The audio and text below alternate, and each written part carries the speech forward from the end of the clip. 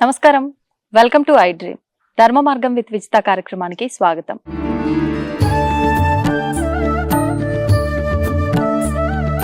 ప్రస్తుతం మనతో పాటు ఉన్నారు శ్రీ రామభద్ర క్షేత్రం నుంచి పండరి సంతోష్ కుమార్ గారు. ఇప్పుడు వారితో మాట్లాడి మరిన్ని విషయాలు తెలుసుకునే ప్రయత్నం చేద్దాం. నమస్కారం అండి. జై శ్రీరామమ్మ. జై శ్రీరామ్ అండి. ముఖ్యంగా ప్రతి ఒక్క మానవునికి కూడా లైఫ్లో మేము సక్సెస్ అవ్వాలి, వాళ్ళకంటూ ఒక గోల్ ఉంటుంది, ఖచ్చితంగా మేము ఆ గోల్ని రీచ్ అవ్వాలి, సక్సెస్ అవ్వాలి అని చెప్పి ఉంటుంది. అంటే డబ్బు ఎంత ముఖ్యమో అది ధర్మంగా సంపాదించుకుంటూ ఒక మంచి పేరు రావాలనే తపన ప్రతి ఒక్కరిలో ఉంటుంది. కానీ ఇది అందరికీ సాధ్యమయ్యేది కాదు, కొంతమందికి మాత్రమే సాధ్యపడుతుంది ఇదంతా కూడా. మరి అందరికీ సాధ్యపడాలి అని అంటే వారందరి లైఫ్లో ఒక మంచి గురువు ఉండాలి, ఆ గురువు అనుగ్రహం వీళ్ళ పైన ఉండాలి. ఉంటే ఖచ్చితంగా మీరు అనుకున్న విజయాలన్నీ మీ సొంతం అవుతాయి అని చెప్పి పెద్దవాళ్ళు చెప్తూ ఉంటారు. నిజంగా అసలు గురువు అంటే ఎవరు, గురువుకి అంత ప్రాధాన్యత మనం ఎందుకు ఇస్తున్నాము, ఆ విషయాల గురించి తెలియజేయండి. శ్రీరామభద్రాయ నమః.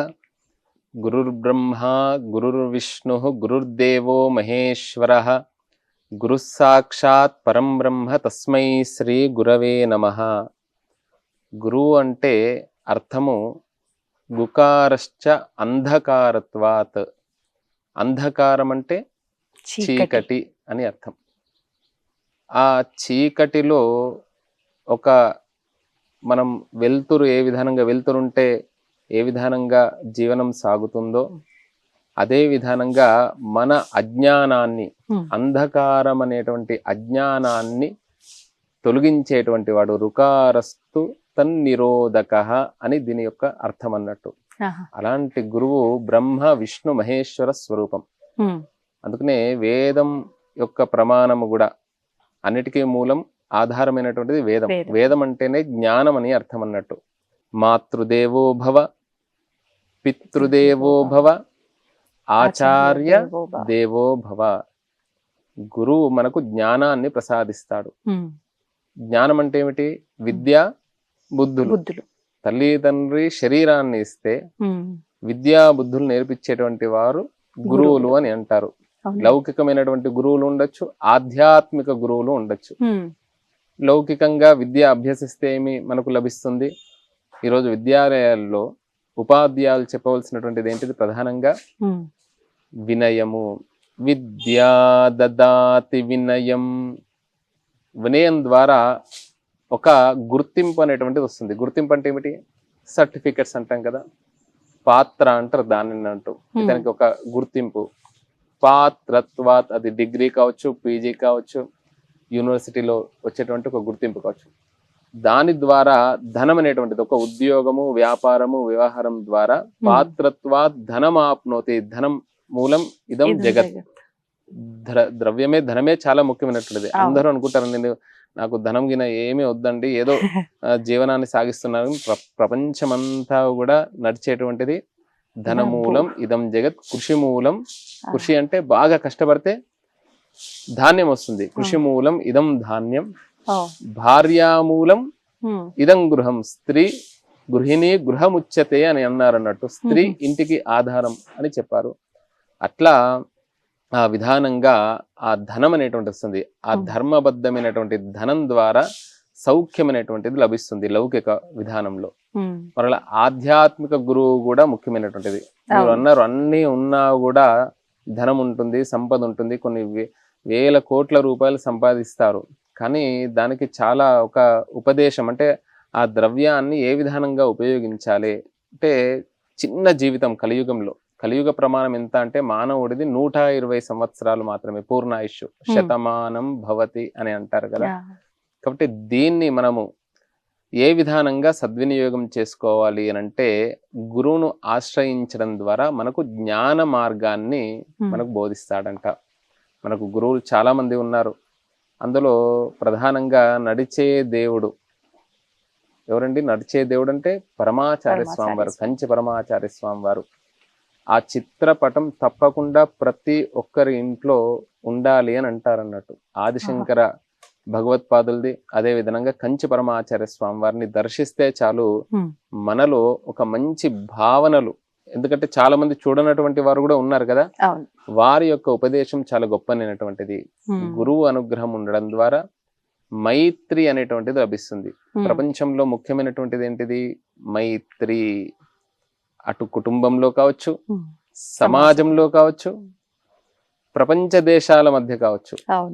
ఈరోజు చూడండి, చాలా మంది ఆర్థిక మాంద్యం వచ్చింది అని అంటారు. ఎందుకు వచ్చిందండి? ఈ యుద్ధాల ద్వారా. యుద్ధ వాతావరణం ఉంటే ఏమవుతుంది? అంతా కూడా ప్రపంచం అంతా కూడా స్తంభిస్తుంది. కావున క్రయ విక్రయాలు ఇవన్నీ కూడా జరుగుతూ ఉండాలంటే అందరి మధ్యలో సఖ్యత, ఐక్యత అనేటువంటిది కలియుగంలో ప్రస్తుతం ఉన్నటువంటి కాలంలో కావాలి. దానికి ఏమిటి? మైత్రి అనేటువంటిది ముఖ్యమైనటువంటిది. పరమాచార్య స్వామి వారి యొక్క ఉపదేశ మంత్రం అండి.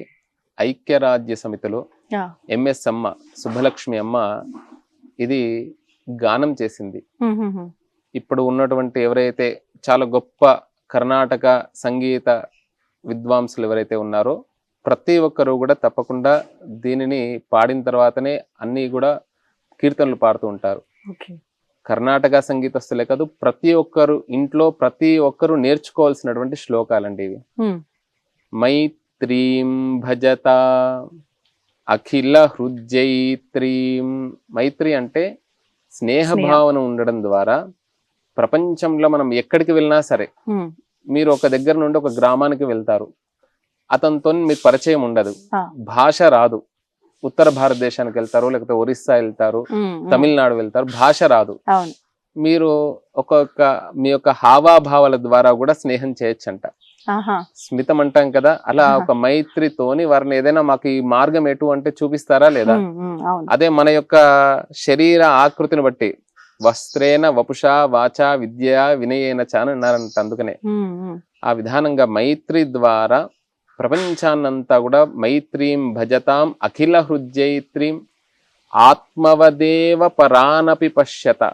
అంటే తనను తాను ఏ విధానంగా చూసుకుంటారో ఇతరుల యందు కూడా అలాంటి దృష్టి ఉండడము. లోష్టవత్ పరద్రవ్యాని ఆత్మవత్ సర్వభూతాని యహ పశ్యతి స పండిత. స్కాలర్, గొప్ప జ్ఞాని ఎప్పుడు అవుతాడు అనంటే గురువు యొక్క అనుగ్రహము చేత.